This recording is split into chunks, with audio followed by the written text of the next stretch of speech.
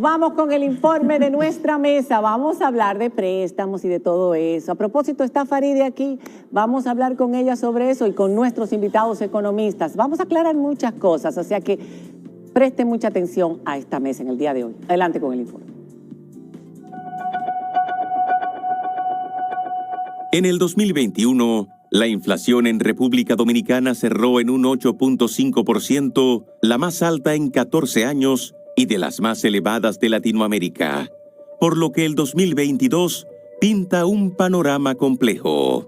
Aunque los funcionarios afirman que nuestros sectores productivos más fuertes como las zonas francas, los servicios y el turismo se han recuperado de manera considerable, incluso alcanzando récords nunca antes vistos, el poder adquisitivo de las familias trabajadoras ha disminuido de manera significativa.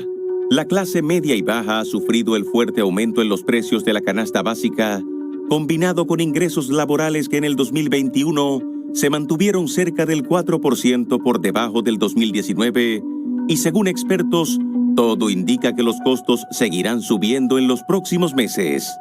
El Banco Central alega que lo anterior responde a la situación de los mercados comerciales internacionales, habiéndose generado cuellos de botella en las cadenas de suministro, combinado con aumentos sustanciales en las tarifas de los contenedores y fletes globales.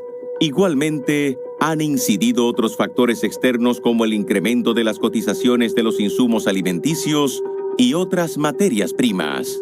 Para dar respuesta a la crisis sanitaria y económica causada por el COVID-19, el gobierno ha optado por una serie de medidas como el desmonte de los subsidios de la electricidad y los combustibles, así como una serie de préstamos aprobados en medio de fuertes discusiones y el rechazo de la ciudadanía. Hoy, en esta noche, María Cela, analizamos la salud de la economía dominicana y sobre todo cómo se percibirá en el bolsillo del ciudadano promedio.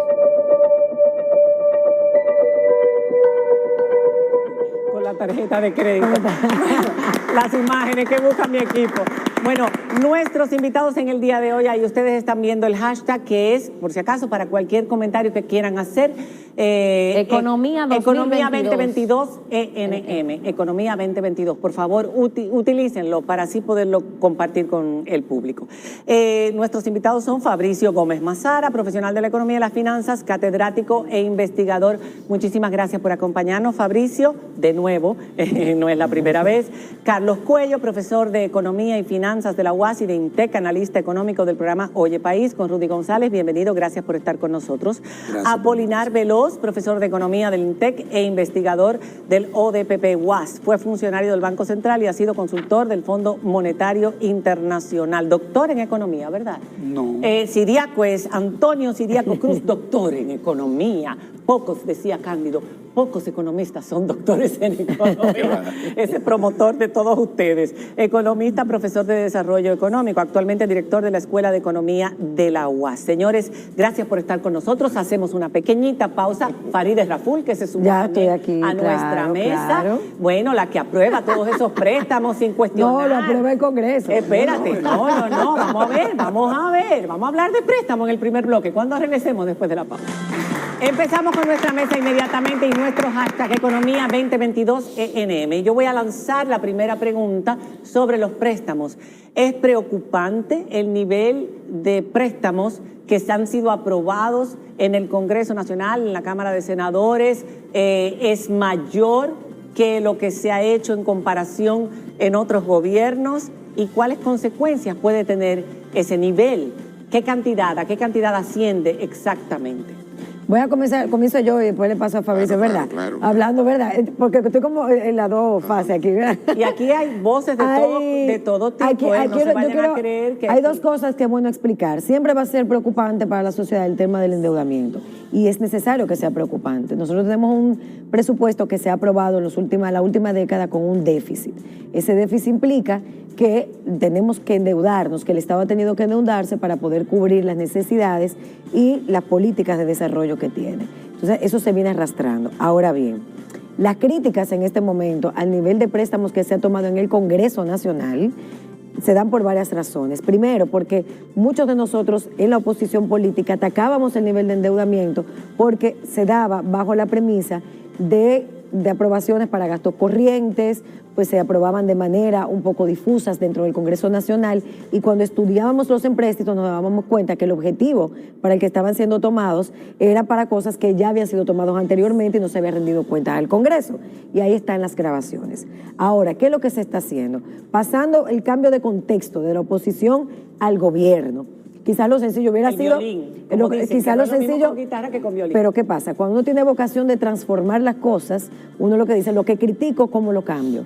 Se da la oportunidad del cambio y asumimos la posición de cómo hacemos las cosas diferentes para que haya una mayor eficiencia del gasto público, para que haya mayor transparencia en la aprobación que se da internamente en el Congreso Nacional, en el caso mío particular, dentro de la Comisión de Hacienda del Senado. Entonces, ¿qué pasa? En la actualidad, desde el 16 de agosto del 2020 hasta la fecha, hasta enero, el Senado de la República ha aprobado 2.356.8 millones de dólares en préstamos.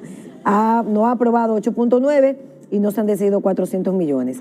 1.276 millones de esos 2.356 han sido para apoyo presupuestario para la pandemia COVID.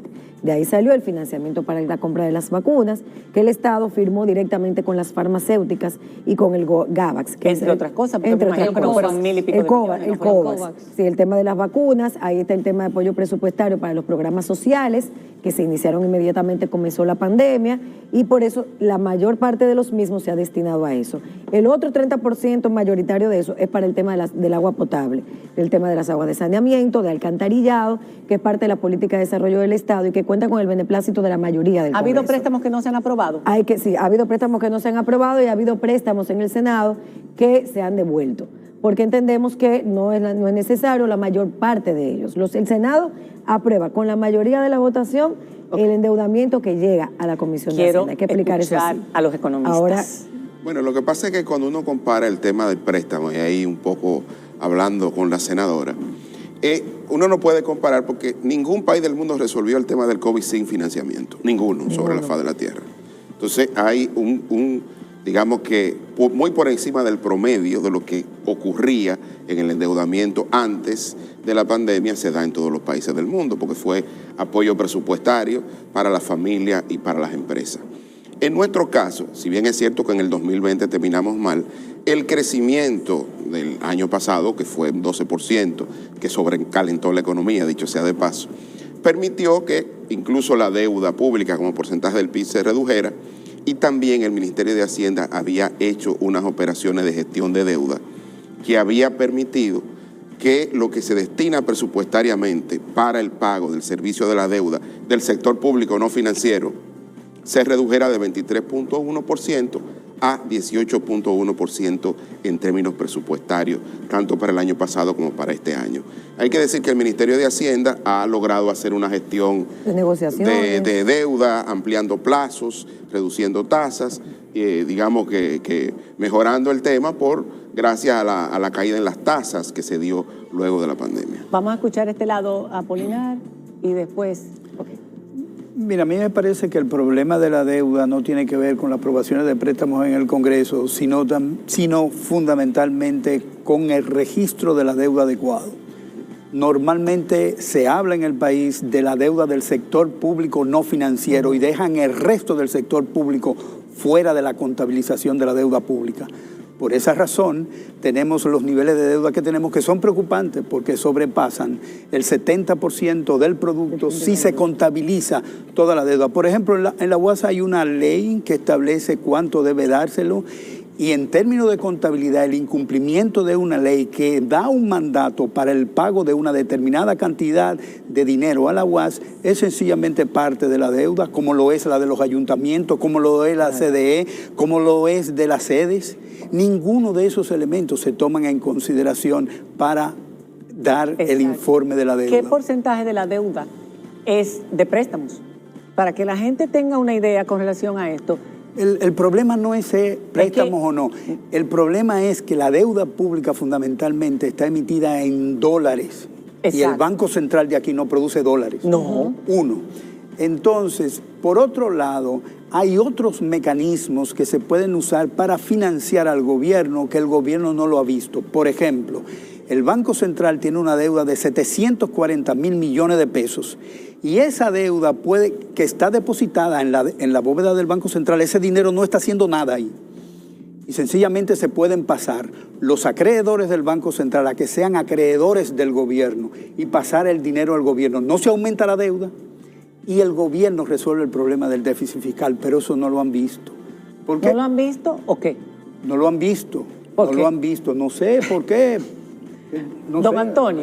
Antonio, ¿qué piensa usted de esa opción? Mira, hay varias cosas que hay que aclarar y ver el contexto en el cual los países se están endeudando y ver también la trayectoria de la deuda pública en la República Dominicana. A partir del año 2008, básicamente el sector público ha venido generando déficits que se han venido acumulando. Y durante mucho tiempo la economía dominicana tuvo tasa de crecimiento por encima del 6%. ¿Qué significa eso? Que cuando tú creces mucho, tú tienes posibilidades, obviamente, de pagar deuda. Y nosotros nos endeudamos en periodos de bonanza. Entonces, ¿qué ocurre? Ahora estamos en un periodo donde el COVID es un choque importante, negativo, y evidentemente los gobiernos se tuvieron que endeudar. No solamente este gobierno, sino el gobierno anterior, que se comenzó a endeudar. Entonces, evidentemente es una situación que el COVID distorsiona todo el tema de la deuda. ¿Qué ocurre? El mundo está endeudado. La deuda mundial con respecto al PIB sobrepasa el 250%. Y todos los países básicamente desarrollados se han endeudado. Ahora, ¿qué ocurre? ¿Cuál es el problema que yo veo? Bueno, que cada vez más el peso del pago de los intereses tiene un peso importante en el presupuesto público y al final eso le quita capacidad a los gobiernos para hacer políticas públicas de inversión. Y eso es un problema. Otro problema es que nuestra deuda pública en más de un 60% es una deuda privada, en bonos. Y eso está muy supeditado a cambios en los mercados internacionales. Las tasas de interés posiblemente ya a partir de este año se incrementen. ¿Qué significa eso? Que la deuda que va a emitir el gobierno va a ser mucho más costosa. Y entonces, al margen de lo que decía Fabricio, de que a pesar de que el gobierno hizo una gestión de pasivos, pero la deuda nueva que se emite este año va a ser mucho más costosa. Y eso significa que el peso que va a tener en los intereses, en el presupuesto público, le va a quitar más capacidad al gobierno.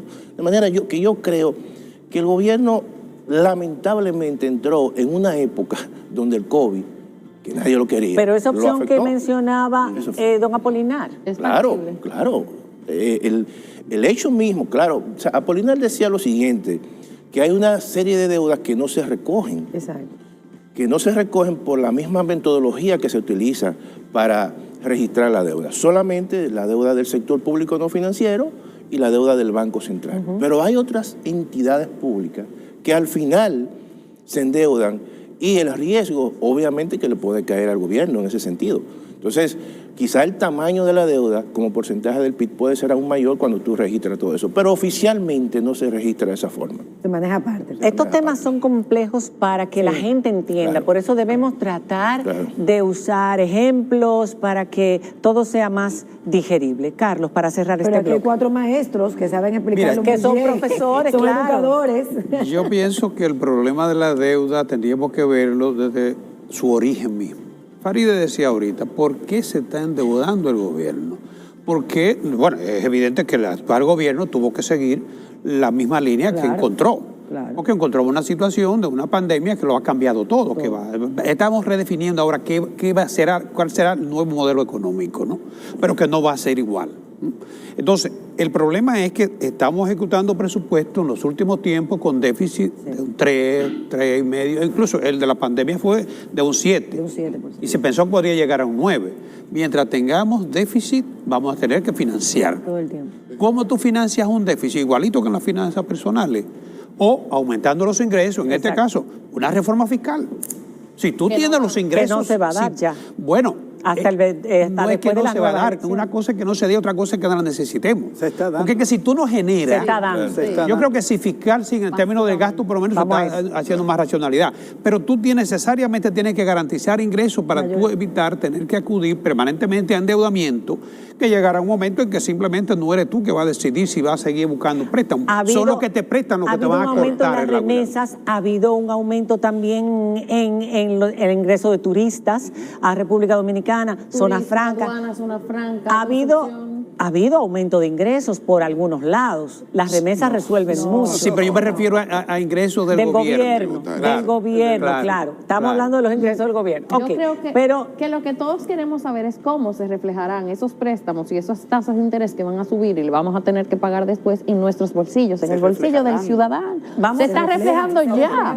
bueno, a Pero partir del va a seguir próximo- aumentando en los próximos meses. Porque el gobierno va a tener que tomar medidas, Claro. como la que anunció el presidente la semana pasada, de por un posible desmonte de subsidios. Vamos a hablar Eso va de eso, tener vamos a hablar un de efecto. eso, vamos a hablar del desmonte de los subsidios, porque eso es lo que me imagino Claro. Apolinar se refiere, que ya se está haciendo esa famosa reforma, o por lo menos algo de parte de ese documento que estuvo circulando hace un tiempo y que pensamos que era la base de un pacto fiscal que no se llevó a cabo porque la gente se puso de pie. Cuando regresemos después de la pausa, seguimos sobre este tema y por supuesto trataremos de compartir sus comentarios de este primer bloque.